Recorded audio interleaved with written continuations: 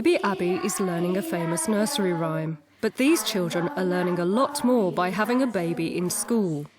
There's a new breed of teachers in primary schools, and they are younger than ever before. The idea is that the growth and development of each baby can be incorporated into art, science and technology, and maths lessons. The schools which have been doing this believe that bringing babies into class can benefit not just the children, but the parents and the babies themselves. By seeing firsthand the month-to-month changes of babies from a social and emotional perspective, they would be able to reflect and learn about their own social and emotional development month on month, year on year throughout the school. The response from the children's been really good. They've been really excited about it. In a way, they're kind of adopting a parent and a new baby, and that baby belongs to them. This is Ryan's 20th visit to Fazakerley Primary School in Liverpool. At the tender age of nearly 2, he's the youngest member of the Year 4 class. The baby sessions are normally held away from the usual classroom, in a family learning room. Once Ryan is settled in, the rest of the class are brought in. Before every session that we have, we remind them of the ground rules of what we expect of their behaviour, about if they upset the baby or if the baby begins to cry or mum feels that the baby's not in a safe setting, then the session's brought to an end. Ryan was keen to show off what he's learnt since his last visit.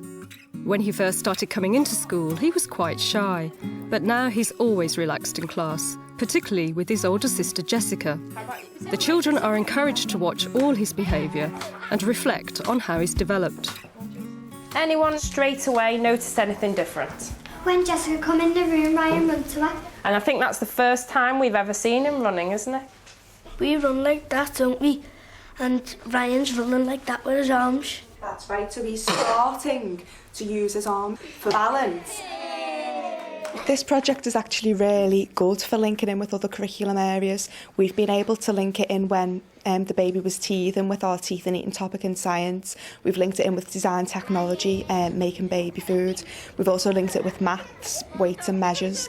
It's just endless. It can be linked into absolutely any subject. And because you've got that initial real experience that the children have had, it really enthuses them then in those other subject areas as well, because they're using those links as motivation.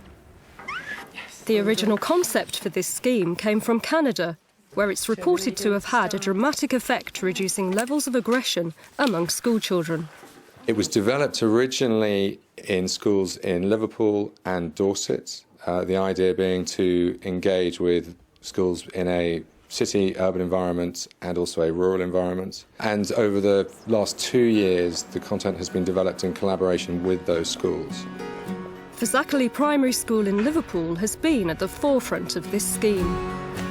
It's an area that has mixed housing. There is a lot of social deprivation within the community, but there's also a fair bit of wealth around as well, so it is a very mixed bag here. The project was launched in school 2 years ago, and we thought that it'd be beneficial because a lot of the parents have had issues with school and wanted to make school more of a hub of the community. Finding the right mother and baby is key to making this work. Jackie was the first to be signed up 2 years ago. She was a mum who was familiar to us at school because she'd had a child who'd gone through our school before, and her daughter was actually in my class at the time. So when we found out she was pregnant, we just thought she would be an ideal candidate to come into the school. Come on, we're going to have some sweets. At first, she was very nervous. She's quite a shy person. So we said we would just do one session and see how she felt after that. And we gave her a lot of guidance. My first thing would say no, but then I thought, no, why not? I'll be helping the school. So I said, yeah, I'll give it a go. I was terrified, absolutely terrified. But as they were asking questions and that, I started relaxing a little bit more, and I enjoyed it, really enjoyed it. It's an ongoing commitment for mums to undertake as the babies are brought into school every 4 weeks. Before each new session, the children are encouraged to think about how Ryan may have developed since they last saw him. Has he changed in his physical? Has he grown at all? Is he talking more? Has he learnt any new words? So as we talked about on the carpet, you're going to just choose your question and write it on your piece of paper ready for the session. Jackie, when Ryan was a baby, you know, when he used to eat more softer food, can he eat any harder food now? It depends. He's very, very fussy eater. So he loves soup and scouse and stuff like that more than anything. But I still mash it up for him a bit, but he wanted to start being harder now because he wants to be like the kids. So today we thought we'd look at how he's learning to draw and make marks on paper and control a pencil, and look at how that's different to what he's doing and how that's different to what we do now and what you've learnt to do. And here is a picture that Ryan prepared earlier. Would Ryan be able to draw a circle? No. Why not? Abby? Because he might not know his shapes and colours. Right. Some of you were very kind enough to bring some of your pictures. Now, you might not have been as young as Ryan when you drew these. Now, here's Jasmine's.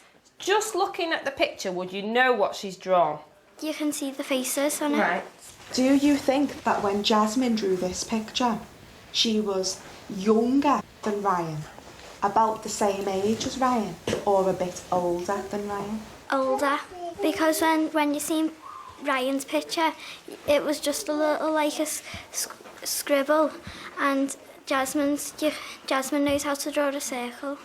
This is a year later. Or is this yours, Leah, sweetheart? Yeah. What's Leah drawn? She's drawn the face. Can you see any change there? Jessica? Arms and legs. Right. As well as the face, she's got arms and legs. Now, is that what we look like? No. Is there something missing? Olivia? A body. Right, the body.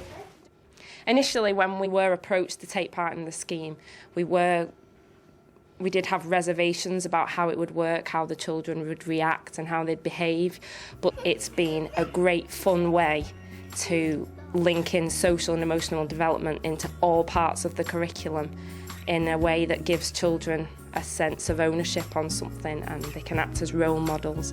So it's really been a completely positive experience. Similar experiences have been shared by other schools in the pilot scheme. 7-month-old Heidi is having her vital statistics taken by a Year 3 class. Her monthly weight change and growth measurements are a useful resource for maths. What length is Heidi now? Straighten out the tape measure, Milton, please, so we get an accurate reading. 66 centimetres. 66 centimetres, wow, Heidi. She's growing very tall, isn't she? So you can add that to your information sheet now, can't you?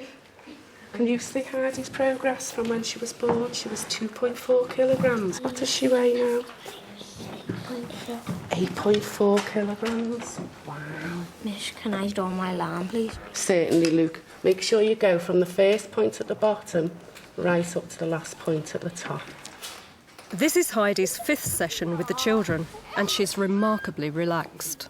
Heidi's been great with the children. She's a good baby anyway, so it was an ideal candidate for this sort of project, and the children are fantastic with it also. The maths lesson with Heidi is more formal in structure, but with 9-month-old baby Abby, the focus is on speaking and listening.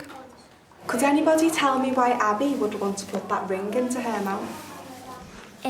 Because she's teething, and it encourages her to get her teeth through, and it soothes her as well. I think it gives them a better understanding of how hard it can be bringing up babies when they do actually see them when they're ratties, I suppose, and they see the changes and, you know, hear about the nighttime routines and the crying and the feeding and the clothes changing and the nappy changing. It brings it home. This is the 9 to 12 month baby grow, which she should be in. So we've gone from this size to the size of 9 months. Oh. It might deter them from wanting them so young, possibly. It might spur them on. The boys reacted in a similar way to the girls. I guess I didn't see much of a difference between the two. One of the boys just said at the end of the session that he wants one because she's so cute. It brings a softer side of them out than it does necessarily in the playground. Twinkle, twinkle. it'll help her develop as well, watching the other kids. With Twinkle Twinkle, she makes the signs with her hands. She sees what they're doing, she'll automatically copy. She's at that stage now. And also with Old MacDonald, she started to make the moo sounds and various animal sounds, and that's by watching and copying the other children. How I wonder what you are. Thank you. By watching the baby's behaviour in class closely, the children are then able to reflect on their own behaviour, whether it's good or bad. Do you know then when Ryan was playing that game with you and he was kicking at you and doing this to you on your face? You enjoyed that, didn't you? You were having a little bit of a laugh and a little bit of a joke about it, and so was Ryan. So that was okay. But if Ryan did that at home, maybe to his older brother or sister, or Jackie took him to play in somebody else's house and he did it there, what do you think Jackie should say to him then? She'd tell him to stop it. When he's older, he's going to get into the habit of kicking and hitting people. One of the things that we really focus on in our school is social and emotional aspects of learning. It also makes them feel really mature about their own behaviour and emotions, because it makes them aware that they are actually able to control what they do, and they do know the difference between what's right and what's wrong. So it gives them that sense of self-confidence that they can make those choices for themselves and they can choose to do the right thing. Sessions with the baby last about 45 minutes. Then the children continue with their learning in the classroom. After Ryan's visit, they are asked to draw self-portraits. This is Bradley's picture that he's just drawn. It's not finished, but there's something that Megan hasn't drawn when she was younger, and I'm thinking something not to do with the legs. Hands. We have hands, don't we? And on the hands we have Fingers. Fingers. So the end of his hand, he has 4 fingers and then a thumb, and he's even drawn the thumb differently to show the difference. Look, where's his eyes?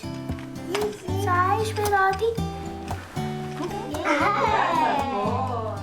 By pointing to your eyes and saying the word, you're actually being a teacher there. Well done.